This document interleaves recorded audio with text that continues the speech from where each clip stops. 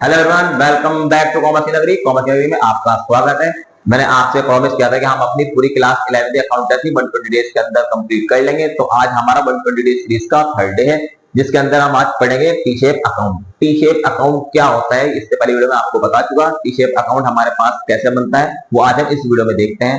हमारे पास इसके अंदर अमेरिकन अप्रोच लगता है, वो हमने प्रीवियस वीडियो में पढ़ चुके थे कि अमेरिकन अप्रोच के अकॉर्डिंग हमारे पास कितने अकाउंट आते हैं। तो मैंने आपको बताया था 5 तरह के अकाउंट हमारे पास रहते हैं, हमारे asset, liability, expenses, income and capital. तो आज हम टी शेप अकाउंट के अंदर देखते हैं कैसे हमारे एसेट और कैसे हमारी लायबिलिटी, कैसे हमारे एक्सपेंसेस, कैसे हमारी इनकम, कैसे हमारी कैपिटल इंक्रीज और डिक्रीज होगी, क्या चीज डेबिट के अंदर आएगी, क्या चीज क्रेडिट के अंदर आएगी। तो चलिए स्टार्ट करते हैं। सबसे पहले आप अपनी कॉपी, एक पेन और अपनी डीके गोयल की बुक उठा के लाएंगे। आज का जो हमारा टॉपिक है टी शेप अकाउंट, उसका हमारे पास एक क्वेश्चन है।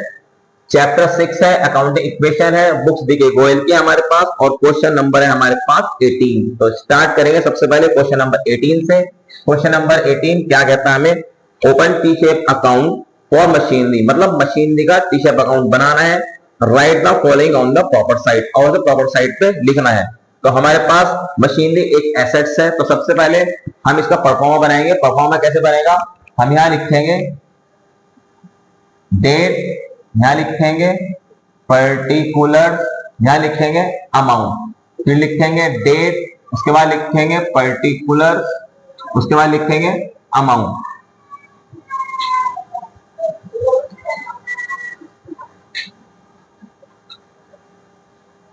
ये हमारी डेबिट साइड, ये हमारी क्रेडिट साइड। यहां लिखेंगे मशीनरी अकाउंट।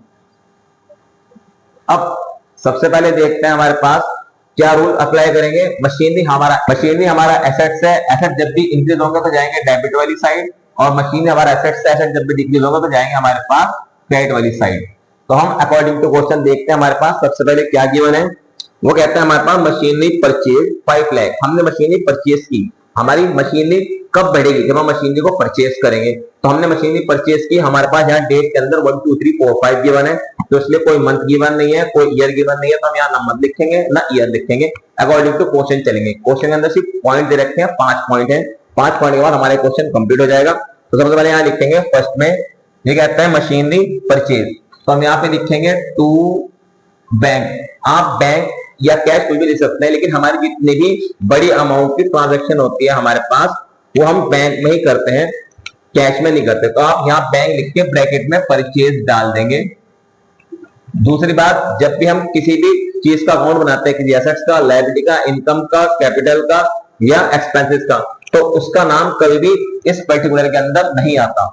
तो अमाउंट कितनी है हमारे पास 5 लाख, मतलब हमने 5 लाख रुपीस की एक मशीनरी परचेज की। मशीनरी जब हम परचेज करेंगे तो मशीनरी इंक्रीज होगी, मशीनरी इंक्रीज होगी तो कहां जाएगी, डेबिट साइड क्यों जाएगी, क्योंकि मशीनरी हमारा एसेट्स है। उसके बाद मशीनरी सोल्ड, तो मशीनरी हमने सोल्ड की, तो यहां लिखेंगे बाय बैंक और ब्रैकेट में लिखेंगे सेल। कितना है हमारे पास, हमने मशीनरी सोल्ड की 1,20,000 की, तो 1,20,000 हम क्रेडिट वाली साइड डाल देंगे। मशीनरी जब हम बेचते हैं, सेल करते हैं, तो मशीनरी डिक्रीज होती है, और मशीनरी मेरा एसेट्स है, एसेट जब डिक्रीज होगा तो कहां जाएगा, क्रेडिट वाली साइड जाएगा। उसके बाद वो कहते हैं मशीनरी डिस्कार्डेड, मशीनरी डिस्कार्डेड हो गई थर्ड पॉइंट पे। डिस्कार्डेड का मतलब खराब हो गई, खत्म हो गई, डिक्रीज हो गई, तो हम लिख देंगे बाय डिस्कार्डेड। कितने की मशीनरी डिस्कार्डेड है हमारे पास, 50,000 की, तो हम यहाँ पे डाल देंगे 50,000। अगेन 4 पॉइंट कहता है हमारा न्यू मशीनरी परचेज। अब मैंने नई मशीनरी परचेज की, जब मैं मशीनरी परचेज करूंगा, मशीनरी मेरा एसेट्स है, एसेट जब बढ़ता है तो कहा जाएगा डेबिट साइड। उसके बाद फिर लिखेंगे 4 पॉइंट में अगेन टू बैंक अकाउंट और ब्रैकेट में डाल देंगे परचेज। अब मैंने मशीनरी परचेज की 2 लाख रुपीस की। उसके बाद लास्ट पॉइंट वो कहते हैं मशीनरी डिस्ट्रॉय, मशीनरी डिस्ट्रॉय हो गई। मशीनरी डिस्ट्रॉय का मतलब मशीनरी खत्म हो गई। अब किस वजह से डिस्ट्रॉय होगी, उसने हमारे पास यहाँ कोई कारण नहीं दिया, तो हम यहाँ लिखेंगे 5th पॉइंट में बाय डिस्ट्रॉयड। कितनी है मशीनरी, 40,000 की मशीनरी डिस्ट्रॉयड हो गई। तो अब हमारे पास 5 पॉइंट थे इसके अंदर, 5 के 5 पॉइंट हमारे पास पूरे हुए, कंप्लीट हो गया हमारा क्वेश्चन। तो हम क्या करते हैं, इसके अंदर हमारे पास के अंदर चलता है double entry system. Double entry system का मतलब होता है एक साइड डेबिट, एक साइड क्रेडिट, और टू कोड होते हैं हमारे पास यहाँ पे। तो आप देखो date particular amount, date particular amount है, एक डेबिट है एक क्रेडिट है। क्वेश्चन कंप्लीट हो गया। अब हमारे पास यहाँ पे अकाउंटेंसी का एक रूल चलता है कि हमें दोनों को बैलेंस करना है। अकाउंटिंग का मतलब ही बैलेंस करना है, तो हम बैलेंस कैसे करेंगे। अब देखते हैं हमारे पास ज्यादा साइड कौन सी है। तो यहाँ 1 2 है, यहाँ 1 2 3 है। तो हो सकता है हमारे पास कुछ बेवकूफ बच्चे समझे कि ये 3 है तो ज्यादा होंगे। हमें अमाउंट देखना है, पर्टिकुलर में नहीं देखना। अमाउंट के अकॉर्डिंग हमारे पास ज्यादा ही है, ये 5 लाख है 2 लाख है, तो टोटल बैठ के हमारे पास ये 7 लाख। तो आप यहाँ लिख देंगे 7 लाख। और यहाँ पे भी सेम इसके आगे हम यहाँ लिख देंगे 7 लाख, क्योंकि हमारे पास डेबिट वाली साइड की अमाउंट ज्यादा है। और फिर से बंद कर देंगे, एक और लाइन ड्रॉ करेंगे। ये अकाउंट बंद करने का हमारे पास तरीका होता है। उसके बाद अब हमें यहाँ पे बैलेंस निकालना है, तो यहाँ लिखेंगे बाय बैलेंस कैरिड डाउन, ये क्लोजिंग बैलेंस है। अब क्लोजिंग बैलेंस कैसे निकलेगा, इस 7 लाख में से हम इन तीनों को प्लस करेंगे। आ जाएगा 120 प्लस 50, हमारे पास 170 प्लस 40 आ जाएगा 2,10,000। तो 7 लाख में 2,10,000 माइनस किया तो आ जाएगा हमारे पास 4,90,000। ब्रैकेट में आप लिख दो बैलेंस फिगर, जिससे आपको ये पता रहे कि आपने बैलेंस फाइंड आउट किया है। तो आई होप ये क्वेश्चन आपको अच्छे से समझ में आ चुका होगा। अब इसके बाद हम इसका नेक्स्ट क्वेश्चन करते हैं। तो एक बार दोबारा क्वेश्चन देख लीजिए। तो एक बार दोबारा क्वेश्चन देख लेते हैं। हमारे पास हमने अकाउंट बनाया date particular amount, date particular amount. किसी भी चीज का अकाउंट बनाओ, लिविंग थिंग या नॉन लिविंग थिंग, सबके अकाउंट ऐसे बनेंगे, दो साइडें होंगी। हमारे पास एक साइड डेबिट होगी, एक साइड क्रेडिट होगी। हमने यहाँ रूल लगाया अमेरिकन अप्रोच। तो हमारा जो एसेट्स है वो इंक्रीज होगा डेबिट में जाएगा, डिक्रीज होगा तो क्रेडिट में जाएगा। एसेट कब इंक्रीज होगा, जब हम एसेट को परचेज करेंगे। एसेट कब डिक्रीज होगा, जब हमारा एसेट या तो बेच देंगे या डिस्ट्रॉय होगा। तो हमें 5 पॉइंट ये बनते हैं। हमने एसेट परचेज किया तो टू बैंक लिखा 5 लाख, फिर एसेट सोल्ड किया तो बाय बैंक लिखा 120, फिर हमारे पास एसेट डिस्ट्रॉय हो गया तो लिखा बाय डिस्कार्टेड, फिर एसेट हमने परचेज किया तो लिखा टू बैंक, फिर एसेट हमारे पास डिस्ट्रॉय हो गया तो लिखा बाय डिस्ट्रॉय। उसके बाद 5 पॉइंट पूरे हो गए। अब हमने देखा दोनों साइड में अमाउंट किसकी ज्यादा है, डेबिट ज्यादा है, तो 7 लाख दोनों साइड लिखा। उसके बाद इस 7 लाख में से ये तीनों हमने माइनस करके बैलेंस निकाल दिया, 4,90,000। तो आई होप ये क्वेश्चन आपको अच्छी तरह क्लियर हो चुका होगा। अब हम इसका दूसरा क्वेश्चन करते हैं जो हमारे पास है क्रेडिटर अकाउंट। तो क्रेडिटर हमारी लायबिलिटी है, लायबिलिटी में रूल अपोजिट चलेंगे। अभी देखते हैं अकॉर्डिंग टू क्वेश्चन क्या कहता है क्वेश्चन।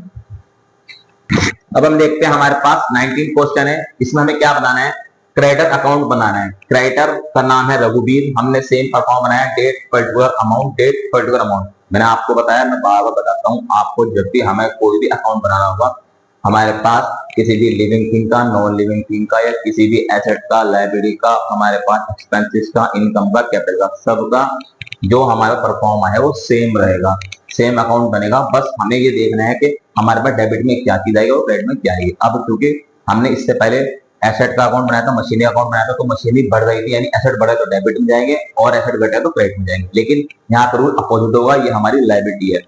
एसेट और एक्सपेंसेस के अकाउंट सेम बनते हैं। एसेट और एक्सपेंसेस अगर बढ़ेंगे डेबिट में, घटेंगे तो क्रेडिट में। लायबिलिटी, इनकम और कैपिटल, उनके अकाउंट अगर बढ़ेंगे तो क्रेडिट में जाएंगे और घटेंगे तो डेबिट में जाएंगे। तो अब हमारे पास रूल अपोजिट हो जाएगा। तो अब हमारे पास अगर ये इंक्रीज होता है तो क्रेडिट में और डिक्रीज होता है तो डेबिट में। अब हमारे पास क्रेडिटर का अकाउंट बनाना है। तो क्रेडिटर अकाउंट कब बढ़ेगा और कब घटेगा, हम जितना माल उधार पर खरीदते रहेंगे हमारा क्रेडिटर अकाउंट बढ़ता रहेगा, और जब हम क्रेडिट को पेमेंट करेंगे तो हमारा अकाउंट घटेगा। या अगर हम सामान वापस करते हैं, गुड्स रिटर्न करते हैं, तो भी हमारा क्रेडिट अकाउंट डिक्रीज होगा। तो सबसे पहले हमारे पास यहाँ पे भी डेट गिवन नहीं है, नंबर गिवन है। तो सबसे पहले हमारे पास परचेज गुड्स फ्रॉम रघुवीर ऑन क्रेडिट। हमने रघुवीर से 50,000 का सामान खरीद लिया उधार पे खरीद लिया, तभी क्रेडिट अकाउंट बनाने। अगर नगद में खरीदते तो हमें क्रेडिटर से कोई मतलब नहीं है, क्योंकि अगर हम माल उधार खरीद के ला रहे हैं तो हम पैसे देने हैं। अगर मैं माल खरीद के ला रहा हूँ नगद, तो फिर तो मुझे क्रेडिट का कोई मतलब ही नहीं है, फिर मेरा अकाउंट कोई बनेगा ही नहीं। मतलब बनेगा लेकिन क्रेडिट अकाउंट से कोई मतलब नहीं होगा। तो सबसे पहले हम देखते हैं परचेज गुड्स फ्रॉम रघुवीर ऑन क्रेडिट फॉर 50,000। तो यहाँ पे लिखेंगे हम बाय परचेज अकाउंट। कितना परचेज किया हमने गुड्स, 50,000 का। मैंने 50,000 का सामान खरीद के लाया तो मेरा क्रेडिटर इंक्रीज हुआ, मेरी लायबिलिटी इंक्रीज हुई। लायबिलिटी जब इंक्रीज होगी तो क्रेडिट में जाएगी। अगेन रिटर्न गुड्स टू रघुवीर, मैंने 5,000 का गुड्स रिटर्न करके रघुवीर को, जब मैं माल वापस करूंगा, गुड रिटर्न करूंगा, तो मेरा क्रेडिट डिक्रीज होगा, और क्रेडिटर मेरी लायबिलिटी है, लायबिलिटी डिक्रीज होगी तो कहां जाएगी, डेबिट वाली साइड। तो मैं लिखूंगा टू परचेज रिटर्न, कितने का सामान है हमारे पास, 5000। अगेन अब वो कहते हैं पेड टू रघुवीर, रघुवीर को पेड करा। जब मैं सामान खरीद के लाया रघुवीर से उधार पे, तो रघुवीर का अकाउंट इंक्रीज हुआ, मेरे क्रेडिटर अकाउंट इंक्रीज हुआ। सामान वापस किया तो क्रेडिटर अकाउंट डिक्रीज होगा। अब मैं पेड कर रहा हूँ रघुवीर को, तो फिर मेरा क्रेडिटर अकाउंट डिक्रीज होगा, क्योंकि जब मैं पैसा पेड कर दूंगा, जब से मैं सामान खरीद के लाया उसे मैंने सामान वापस कर दिया, तो उसका अकाउंट घटेगा, यानी क्रेडिटर अकाउंट घटेगा। अब मैं कुछ पैसे भी दे रहा हूँ, कितने दे रहा हूँ, 30,000 दे रहा हूँ, पेड कर रहा हूँ रघुवीर को, तब रघुवीर का अकाउंट घटेगा, मेरी उधारी घटती रहेगी, मेरी उधारी घटेगी, लायबिलिटी डिक्रीज होगी, लायबिलिटी डिक्रीज होगी तो कहां जाएगी, डेबिट में। तो यहां पे लिखूंगा टू कैश। आप यहां टू कैश या टू बैंक कुछ भी लिख सकते हैं। 30,000 अगर चेक के थ्रू पेमेंट करिए तो फिर तो आपको टू बैंक ही लिखना पड़ेगा, और अगर कुछ मेंशन नहीं है तो कैश बैंक दोनों लिख सकते हैं, क्वेश्चन नहीं कटेगा।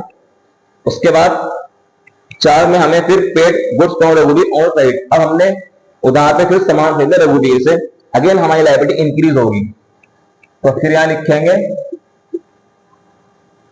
बाय परचेज अकाउंट, कितने गुड्स परचेज के उधार पे, 16,000 के। अगेन फिर हमारी लायबिलिटी इंक्रीज हो गई, क्योंकि अब मैंने सामान फिर उधार पे खरीद लिया रघुवीर से 16,000 का, तो हमारी लायबिलिटी इंक्रीज हो गई, लायबिलिटी इंक्रीज होगी तो क्रेडिट वाली साइड जाएगी। And last again paid to रघुवीर, अब हमने रघुवीर को फिर पेड कर दी, अब हम रघुवीर को पेड करेंगे तो हमारी उधारी घटेगी, मतलब हमारा क्रेडिटर अकाउंट डिक्रीज होगा, क्योंकि पहले हमारी जो उधारी है बढ़ रही है माल खरीदने से और माल वापस करने से, सामान वापस करने से, पेमेंट करने से, तो हमारी उधारी घट रही है। तो क्रेडिटर बढ़ेगा, जितना माल खरीदते रहेंगे, जितना सामान खरीदते रहेंगे उधार पे, उतना क्रेडिटर बढ़ता रहेगा। और जब हम क्रेडिटर को सामान वापस करते हैं या पेमेंट करते हैं उसके जितना हमने माल खरीदा, तो हमारी लायबिलिटी, हमारे क्रेडिटर डिक्रीज होता है। तो कितनी पेमेंट की हमने उसको पेमेंट की 20,000, तो लिखेंगे टू कैश या टू बैंक अकाउंट 20,000। उसके बाद अब हम क्या करेंगे, सबसे पहले फिर वो देखते हैं कि हमारे पास ये 3 है, यहाँ 2 है। फिर कुछ बेवकूफ बच्चे क्या करते हैं कि अगर मैं कहता हूँ जो ज्यादा होगा उसको टोटल करेंगे, तो वो ज्यादा देखते हैं ट्रांजैक्शन, हमें ट्रांजैक्शन ज्यादा नहीं देखना, हमें देखना है अमाउंट ज्यादा। तो अमाउंट ज्यादा इधर की है, तो दोनों साइड ये लिख देंगे, एक छोटी सी लाइन पीछे अकाउंट को बंद करेंगे, ये आ गया 66,000, दोनों साइड 66,000 लिखेंगे। अभी 66,000 में से इनको प्लस करके माइनस कर देंगे, तो ये प्लस करके आ रहा है 20 + 30 50 + 5 55, तो 66 में से 55 माइनस कर देंगे तो हमारे पास आएगा 11,000। तो ये बचा हमारे पास टू बैलेंस ब्रॉट डाउन, यहां लिख देंगे हम बैलेंस फिगर, ताकि हमें याद है कि हमने बैलेंस फाइंड आउट किया है। तो हमारे पास ये क्वेश्चन कंप्लीट हुआ। एक बार दोबारा फिर क्वेश्चन देखते हैं अच्छे से। हमने सबसे पहले अकाउंट बनाया, date particular amount, date particular amount, date के अंदर हमारे पास डेट गिवन होगी ठीक है, नहीं तो नंबर गिवन होंगे 1 2 3 ABC वही लिख देंगे। पर्टिकुलर के अंदर हमारे पास क्या चीज आती है, जो भी ट्रांजैक्शन हमारे बिजनेस के अंदर हो रही है वो ट्रांजैक्शन यहाँ आएगी, अमाउंट में जो भी अमाउंट है वो आ जाएगी। उसके बाद फिर हमने बनाया क्रेडिटर अकाउंट, क्रेडिटर हमारी लायबिलिटी है, लायबिलिटी अगर बढ़ेगी तो कहां जाएगी, क्रेडिट वाली साइड, और लायबिलिटी अगर घटेगी तो कहां जाएगी, डेबिट वाली साइड। लायबिलिटी कब बढ़ेगी, जितना मैं सामान उधार पर खरीदता रहूंगा मेरी लायबिलिटी बढ़ती रहेगी, और लायबिलिटी कब घटेगी, जब मैं सामान वापस करूंगा या पेमेंट करूंगा तो मेरी लायबिलिटी डिक्रीज होगी। तो हमने पहले सामान खरीदा उधार पे 50,000 का, तो हमारी लायबिलिटी इंक्रीज हुई, उसके बाद हमने सामान वापस किया तो हमारी लायबिलिटी डिक्रीज हुई, फिर हमने पेमेंट की तो हमारी लायबिलिटी डिक्रीज हुई, उसके बाद फिर अगेन हमने माल खरीदा तो हमारी लायबिलिटी इंक्रीज हुई, अगेन फिर हमने उसकी पेमेंट की तो हमारी लायबिलिटी डिक्रीज हुई। तो अभी मैंने जब मेरी सारी ट्रांजैक्शन हो गई, मुझे 5 पॉइंट के बंदे 5 पॉइंट पूरे हो गए, तो मैंने देखा हमारे पास बैलेंस करना है, कौन सी साइड ज्यादा है। देखो अगर हम एसेट अकाउंट बना रहे हैं किसी का, तो एसेट वाली साइड डेबिट ज्यादा होती है, और अगर हम लायबिलिटी वाला अकाउंट बनाए तो हमारे पास लायबिलिटी वाली साइड ज्यादा होती है। तो यहाँ पे देखो इससे पहले क्वेश्चन में हमारे पास डेबिट साइड ज्यादा थी, क्योंकि हमने डेबिट से स्टार्ट किया था, और एसेट बढ़ रहा है डेबिट में जाता है, और हमारे पास यहाँ पे लायबिलिटी वाली साइड में क्रेडिट साइड ज्यादा है, क्योंकि हमारी स्टार्टिंग क्रेडिट से हुई थी, तो इसलिए देखो हमारे पास क्रेडिट साइड ज्यादा है। तो हमने जब देखा दोनों साइड को मिलाया तो रफली हम इसको ऐड करके देख लेंगे तो हमारे पास ये साइड ज्यादा है 66,000, तो हमने दोनों साइड अमाउंट 66 लिख लिया। उसके बाद फिर इन तीनों को माइनस करा जो कि बैठा था 55,000। 66 में से 55 को माइनस करके हमारे पास क्या आ गया, 11,000 आ गया, ये हमारा बैलेंस बचा। इसका भी क्वेश्चन कंप्लीट। अगर आपको इसका स्क्रीनशॉट लेना तो आप इसका स्क्रीनशॉट ले सकते हैं ध्यान से। आई होप कि आपको क्वेश्चन अच्छे समझ में आ चुका होगा, कॉन्सेप्ट आपका शेयर क्लियर हो चुका होगा। जो मैंने इससे पहले वीडियो डाली थी उसके अंदर मैंने आपको रूल्स और डेबिट एंड क्रेडिट समझाए थे, और आज मैंने टी-शेप अकाउंट बनाना सिखाया, तो बहुत मोस्ट इंपोर्टेंट टॉपिक है। अब हम मिलते हैं जल्दी न्यू वीडियो के साथ, नए कॉन्सेप्ट के साथ। Thanks for watching my video, have a nice day.